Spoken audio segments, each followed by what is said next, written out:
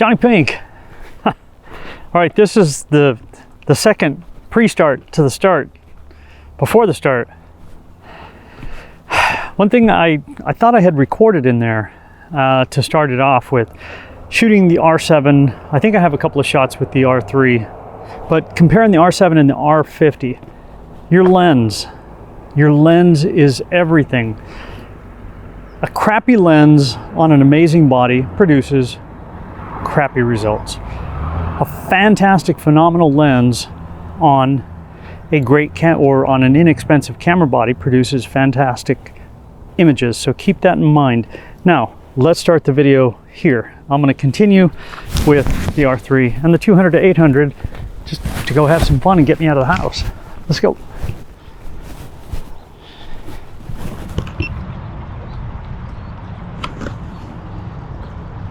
JonnyPink, I don't know, hopefully you'll be able to hear me. I have my mic with me, but I didn't want to set anything up. This was just hoping I would see something. This is the Los Angeles River right through here. And I just met I wasn't going to walk down here. There was a gentleman up there with another kid with a camera. Photographer told me, hey, the red bishop is back down here. So I walked down here. I don't see it. But I'll use this as an intro to this particular video since I'm not going to really get anything today. It is one of those days. Today I have my R3 and I love this thing, and what I like about it is there's no rolling shutter.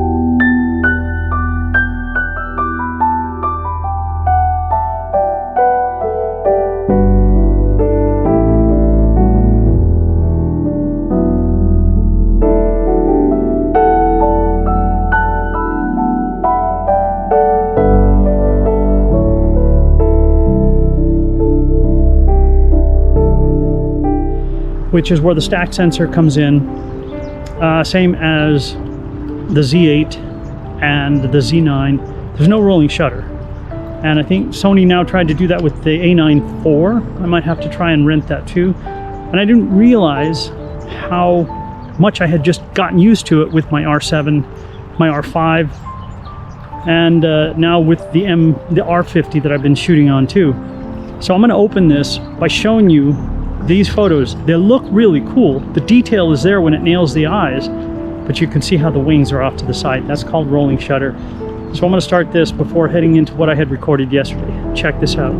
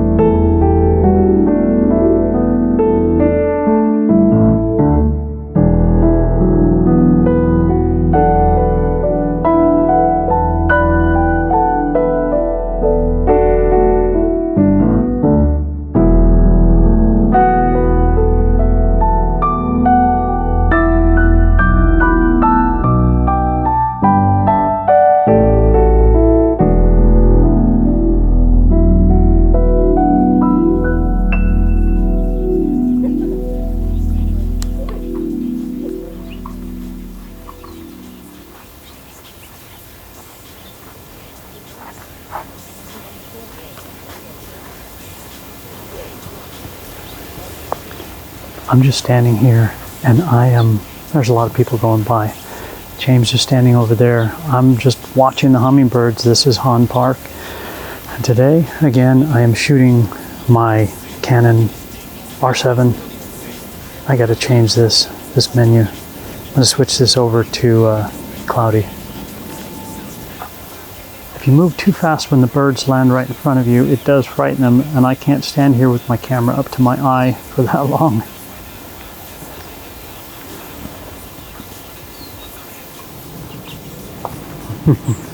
And this is Han Park, and I'm here today to shoot hummingbirds. James is over there, and I'm shooting my Canon R7 right now, and I have the 100 to 500. The last video I did is over here. I had the 100 to 500 on both the R3, the M50 that I'm filming on right now, and hold on. This is still a phenomenal lens. I'm going to switch over to the M50 in just a little bit, but right now I'm filming my video on it, so that's going to be, I could set up a GoPro while I'm doing it, or maybe I'll set the R7 to record onto this too at the same time, since I've got everything set the same way. Oh. Yeah, there you go.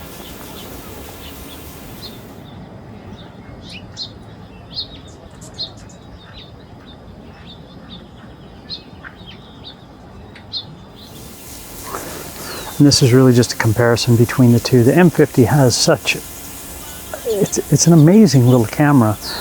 I wish it had the same controls that this does, that the R7 does, because I think that it would actually be a better camera. It handles the higher ISO just a little bit better, I think, which is surprising, especially for a $600 camera, whatever it is right now. It fluctuates. And I'm sure with one of the newer cameras coming out, it's going to be even, well, maybe it's, I don't know. I have no idea. None of us know. But there's nothing like a new camera, especially one that costs next to nothing. All right, I'm going to show you a couple of photos while I'm switching cameras out so that I can do what I do. Nonsense. Check these out.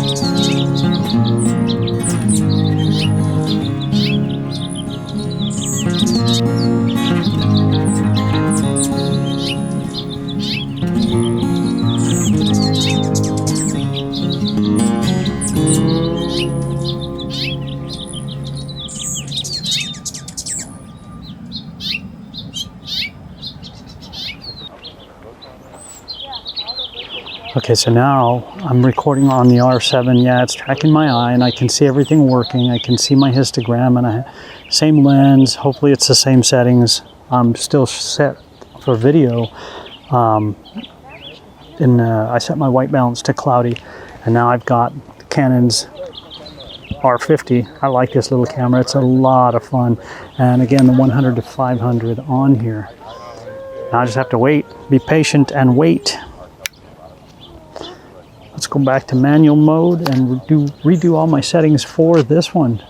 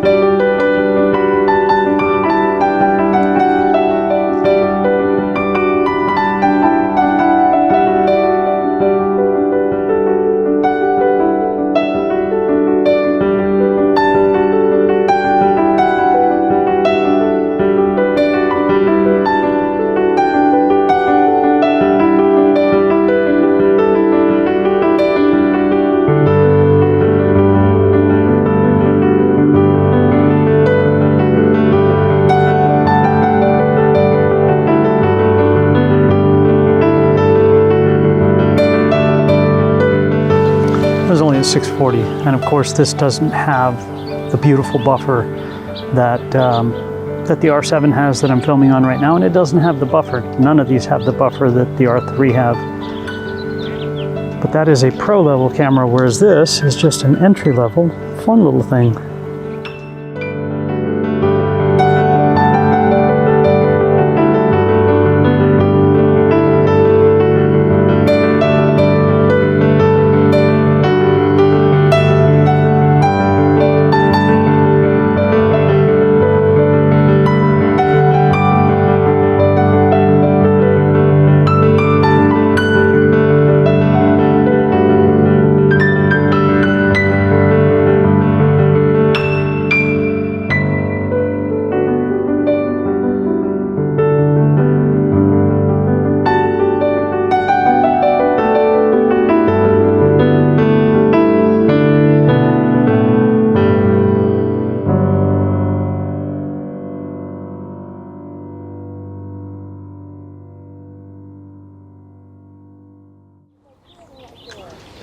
And what I'm noticing is I'm missing shots right now of them fighting around the feeders here, simply because I don't have the same control that I do with the R7. So I think, although this is a fantastic camera for video, man, it's amazing. As far as the control that you have, picking your subjects, redirecting some of the stuff, the R7 is a lot better.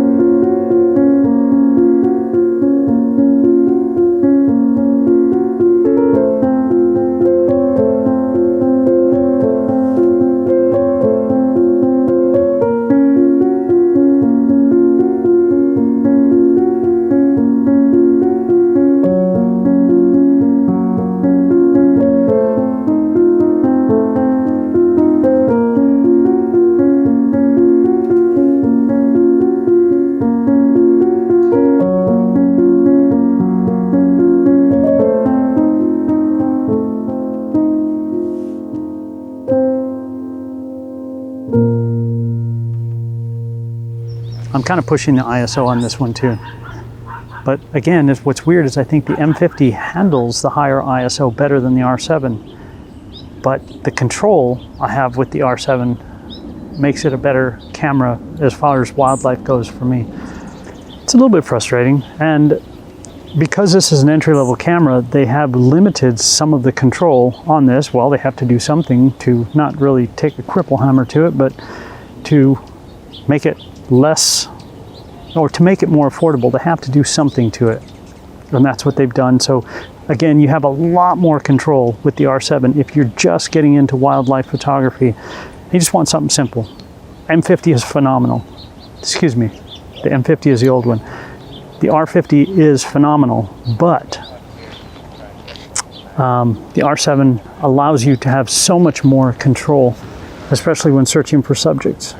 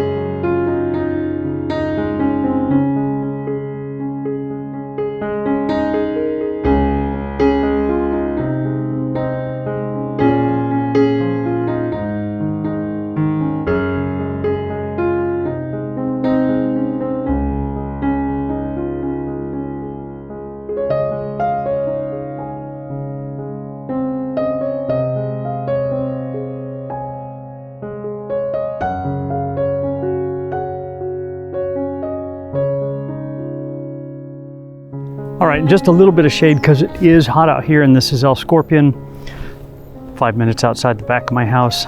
Lenses is where you want to invest your money. A great lens, even on an inexpensive body, produces phenomenal results. There's no way around it. Yes, they're expensive, but they're worth every bit of it. And the other thing, if you want to take great photos, just go out there and have fun. Experience is what it's all about.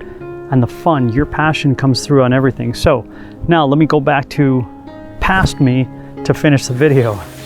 And one other thing I forgot to mention on here is no matter what camera you're using, if you can fill your sensor with your image, you have a lot more detail to work with.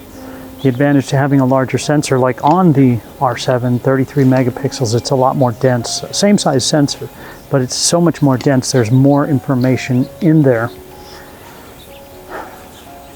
Can't beat more information, man. It just adds to the clarity and the depth to a point. You know, the new algorithms and the software all make a difference as well. But no matter what camera, the more you can fill your frame, the better. JonnyPink, thank you so much for letting me share with you guys. I appreciate it. Have a fantastic day. I'm gonna go bother James and see if I can't get some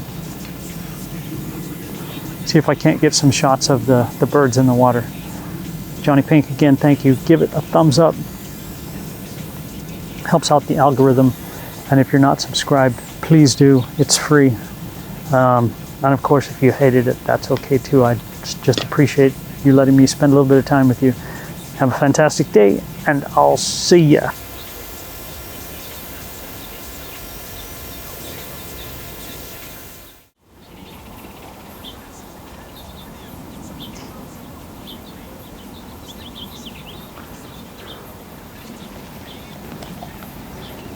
Canon. It's what I shoot. It works for me. You might have something that works for you, and that's fine too.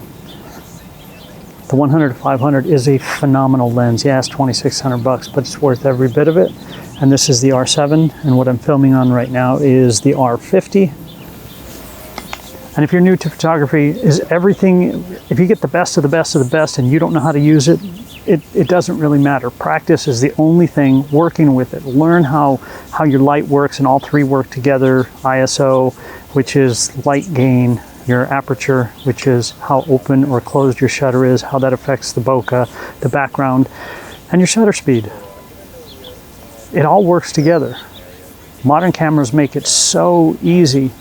If you're new to photography, just get out there and have fun. Nothing beats the practice. Even if you go out and all your shots are crap, or all you did was give your camera a walk, get out there, have fun. And if somebody says to you, this is the best way to do it, or this is the proper way, nonsense. Come up with your own way of doing things. What works for you? It's your vision. You're the photographer behind the camera, so shoot what you want to see. Present it the way you want to present it. Remember, the best artwork.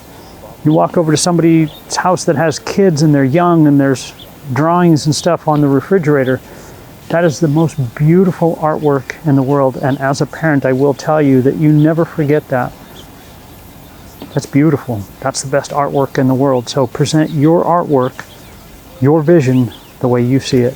And don't let anybody tell you this is what you have to do in this leading line and this one's better here because it's clean, and nonsense. Present what you want.